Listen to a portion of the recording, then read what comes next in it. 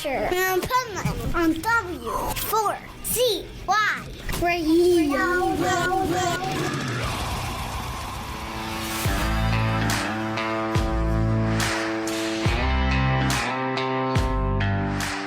This is Pipeman here on the Adventures Pipeman W4CY Radio, and I'm here with Thunder and Rain. Nice.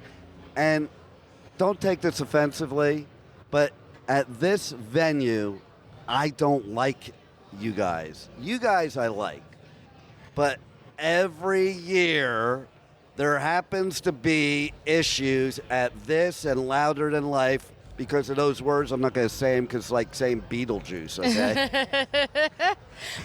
Well, we're not responsible for the weather. It's a part of our contract. I'll bet you, though, there's some people out there, conspiracy theorists, that think you are trying to control the weather. There's definitely some unhappy wedding couples that think we controlled the weather, and their guests who tease them for hiring a band with our name. Yes. Right?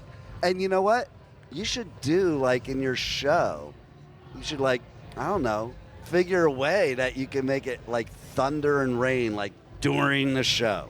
Yes. That would be cool, right? That did happen very early on with this band. We opened for an artist named Peter Rowan, and it, like, right before our very last song, this huge clap of thunder in the Colorado mountains, just like bam, right before the last song, and everyone was like staring at us like, who did that? So if only that could happen again. Maybe it'll happen today. No, it won't. No. Sorry.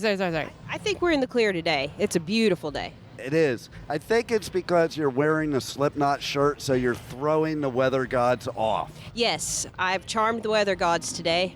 There it is. So tell me how somebody comes to Bourbon Beyond and wears a Slipknot shirt.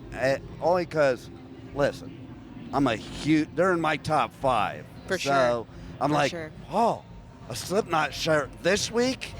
I'm excited now. Yeah, I know. You're getting pumped for next week. I was yelling out fucking Slayer during Phish. Yes. Yeah, they need a little of that too. I know, yeah. right? Yeah. So I want to hear about that because, you know what?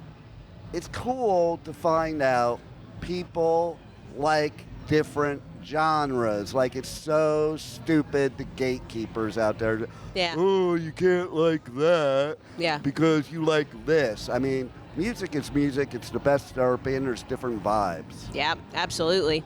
Well, I do love Slipknot. I love metal, and I do love people's faces when I tell them that because I play the banjo. So it's a little unexpected. You but should it's fun. start another band, all of you, where it's banjo in the metal band. Yeah. Like, do a metal version. Those guys on YouTube that did I think they did like Psychosocial or something with a banjo, and then they did the AC/DC songs. I can't think of their name, but I think I've seen that. Millions of views.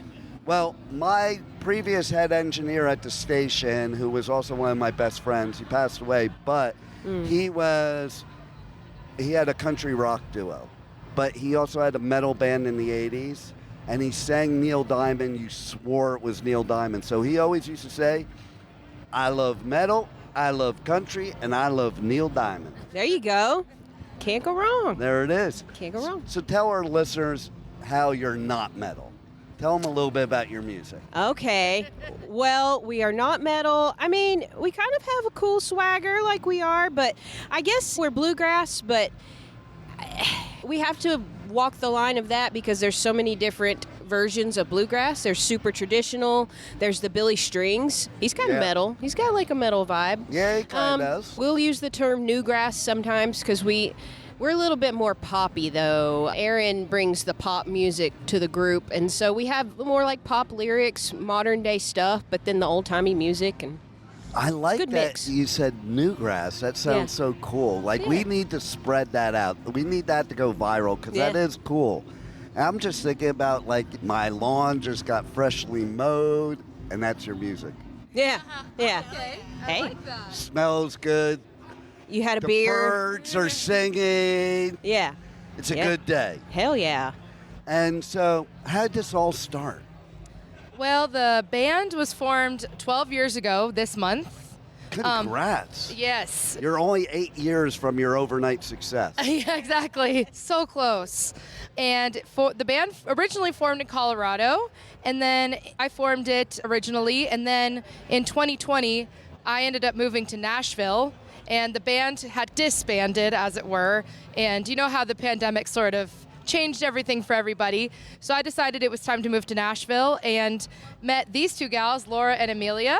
And we were just having beers one afternoon and talking about stuff, and I just realized we should be a band together. Nice. And I really had missed making bluegrass or string band music, because when I first moved to Nashville, I tried to do like a solo thing and made some more poppy rock music, but I really missed being in a string band.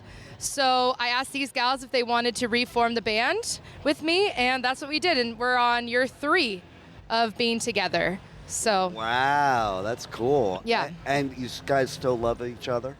Like, you haven't Yeah. wanted to kill each other yet, so this is the band forever. yes, Love is a strong word. I True told them story. like this band is not happening without you guys. Mostly because now our signatures are harmonies together, and these gals are really smart. And they're smarter than me. So without them, Well, there you I go. can't do it. See that? I love that. It's your unique sound now. It is. It's what definitely our makes- unique sound. Like, I think we didn't used to be. We actually, I think, have a little bit more bluegrass cred because Laura, who plays banjo, has wearing the awesome Slipknot shirt. She plays very Scruggsy style banjo, which helps our street cred a lot in the bluegrass world. And you know what? I agree. I do personally feel like bluegrass is metal in some ways. It totally because is. When I see some really good bluegrass players, I was watching something yesterday and like, man, they're way faster than any metal band, man. Like, it's like bluegrass is the speed metal of the woods. You got the analogies for everything. I know, that's pretty good. I just Yeah. made it up right now. Like, Yes. sitting on That's the name of our next album, Speed Metal of the Woods. It's Not- freaking cool. You know what's cool about that? Yesterday I said something, and he literally wrote down, he's like, that's going to be the name of our next song. I don't even remember what I said, but he said... You're out here naming people's art right I here. know, right? Yeah, I can't play the art, so I might as well name it. exactly. I tried, but I sucked. So now I do this. I suck at a lot of things, so this is the one thing I'm kind of good at. There you go. That's why I'm here. And where did it all start for each one of you as far as that time you knew music was what you were going to do? Oh, it was like day one for me. Yeah, no, like I'm the youngest of 4 kids, and like all my older siblings played music before me. So from the earliest recollection I have is being 3 and going to violin lessons with my sister and just sitting there and listening and like begging my mom when we got home. I would beg to like play my sister's violin, and sometimes she would let me. And then finally, after about a year, she's like, "All right, you can get a violin too." And so I got a violin, and she enrolled me in lessons or whatever, and I showed up and I already knew like the first like book of material because I'd Nice. listened to my sister do it and like absorbed all that. So she was like, "Oh, you actually like really want to do this?" I was like, "Yeah, literally." So like I've always known that like I wanted to do music. I love that. That's a Yeah. true artist, because every true artist I've ever met, that's how it started. Like, Oh yeah. it's not like, oh, well, I decided when I was like 29 to start playing music. Yeah. Well, I also grew up playing classical music, so it was like it's something that I studied for a long time. And then I really got interested in like fiddle music and bluegrass music when I was like 9 years old, I think was the first time I learned a fiddle tune. And Alison Krauss was my gateway drug, as she Nice. is for a lot of us. Love her. And so yeah, it just kind of like Well, the shirt kept I'm going wearing, from there. I got to see Robert Plant with Alison Krauss together. Yeah, I saw them. The only time I've ever been to Red Rocks was Robert Plant, Alison Krauss. Nice. One of the best shows ever. So, and I saw Alison Krauss in Union Station here in Louisville in April. Yeah, Laura and I drove up and saw them. So yeah, I'm very impressed with how you say Louisville. Louisville. We've I've worked been hard I've been to train them. Listen, I've been practicing for 15 years doing these festivals, but I'm a Yankee, so I still have a hard time with it. I started at Louisville. And she's from. Yeah, that's the thing. I grew up in Louisville, Colorado, spelled the same way. see? Louisville. That's right. Yeah. And we like pronounce that S and everything. So yeah, I've had a native Kentuckian that schooled me on how to pronounce it. So I'm trying not to mess it up. Nice. Okay, who next? But first you have to pronounce the town. Oh, Louisville. I'm from Georgia. I know how to say Oh, it. there you go.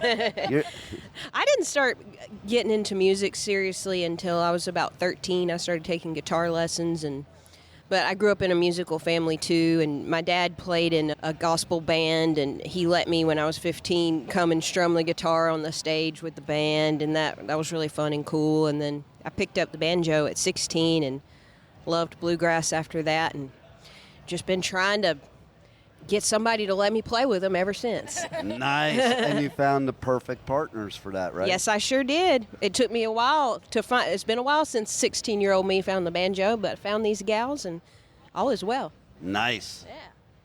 Yeah, I started playing guitar around the same time Laura did, but I didn't come from a musical family or a bluegrass family because I grew up in Redondo Beach, California, which is why I say Louisville, which is terrible.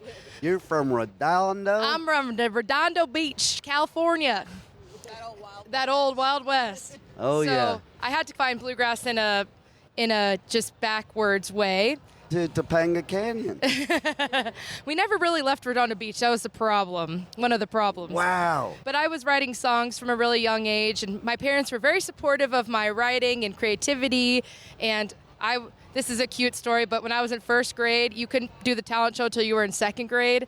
And I had rewritten this whole Disney song to be about myself.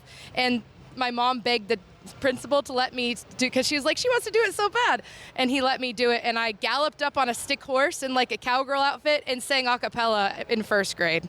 Nice. So I was always born to do this. There it Always is. wanted to be up there. But I think the one country act that actually got through to me in Redondo Beach, California, because I was raised to think country was dumb. Now I know it's awesome. But the one country act that got through to me was the Chicks. The Dixie Chicks. Nice. And when I met these gals, that was kind of my vision for us. So I was like, we could be the Dixie Chicks. Let's go. There you are. Here we are. You're the new and improved Dixie Chicks after a thunder and rainstorm. That's right. Your new name. That's right. And because the band name has been this way for so long, a lot of women bands have women-themed names. We're just the freaking weather. Which, isn't that Mother Earth? Right? Well, not only that, it makes sense because, like, I'm divorced twice, and I could tell you thunder and rain. It tracks, doesn't it? Yeah, it definitely does. Like, Yep. that just describes both marriages right there. That's your nickname for the first and second wife. No, actually. Name them. That should Name them be. Piperman. Well, on my radio Who's thunder, show, who's rain? The funny thing is, on my radio show, I call them Thing 1 and Thing 2. Thing 1 will actually, if she ever meets you, she'll say, you probably know me as Thing 1. Wow. I don't hide it. But now, thunder and rain, I would say... Is thing one thunder or rain? Thing 1 is rain for raining on my parade. Oh. And Thing 2 is thunder because she was even more batshit crazy than Thing 1. Oh, man, I love you guys' energy. I love your music. I'm glad you're here at Bourbon and Beyond. Thank People you. have to check you out. How do they connect to you on socials, on the web? And more importantly, how do they buy your merch? Because they can't listen to my show unless they buy your merch. Yes, you must, in order to listen to this wonderful show and hear all about Thing 1 and Thing 2, you're going to have to buy some Thunder and Rain merch. You can buy the merch on our website, www.thunderandrainmusic.com. You can listen to our music on Spotify, Apple Music, Bandcamp. You can buy the songs digitally off the website. That is a really good way to support us. And then you can follow us at Thunder and Rain _band on Instagram. You can type in Thunder and Rain Band on YouTube and find our YouTube channel. Just make sure you add band whenever you're searching for us, or else you may find Thunder and Rain meditation music, which is lovely, and we hope that helps you go to sleep, but we want to wake your ass up. Nice. And I'm going to add a bonus for them, okay? So if they do buy merch from you guys, then they could be entered in a contest to win to become Thing 3. Whoa, are we helping you find your next date? Hey, whatever works. I'm a good wing woman, okay? Nice. Dates are not hard. It's ones that you want to have the second date with that's hard. And it is what you learn after a couple stupid mistakes is you're like, maybe I should think first, close down the emotion, close down the heart, think first, and then open that valve, not the other way around. Yes. It's good not to be too open-hearted at first. You got to keep those walls up, got to stay mysterious. Besides, women like that. Oh my God, dark and moody? That's what every girl likes. No doubt. play hard to get. Oh, we can't access your emotions. Let us fix you. No. And I've been that way too, and I've come to the conclusion I don't want to fix nobody anymore. Nah. And that save syndrome shit, and that doesn't work. Projects are objects. That's what me and my friend always say. And if you do not people. And if you do fix them, all you're doing is fix them for somebody else. Yes, exactly. Sometimes you got to get a second-hand man. That's my advice to everybody out there. Get yourself a second-hand man. And my advice is to listen to Thunder and Rain. Heck yeah! And not out your window, whatever you listen to music at. Exactly. Not the sky. Not the sky, but the sky too. Both is good, but yes. You can have that in the background. Exactly. Okay? Exactly. So yes. that could be your backing tracks. Yes. At somebody's house, not Yes. live. At somebody's house, it's the Thunder and Rain. Like whenever it's thunder and raining, which happens every day in Florida, you need to turn on Thunder and Rain band. That's right. Band. Band. Yes. I can't speak now. That means we're done. Thanks, you guys. Thank you for having us. Thank you so much. Thank you. My pleasure, and thank you for being on the Adventures of Pipeman. Yay. Thank you for listening to the Adventures of Pipeman on W4CY Radio.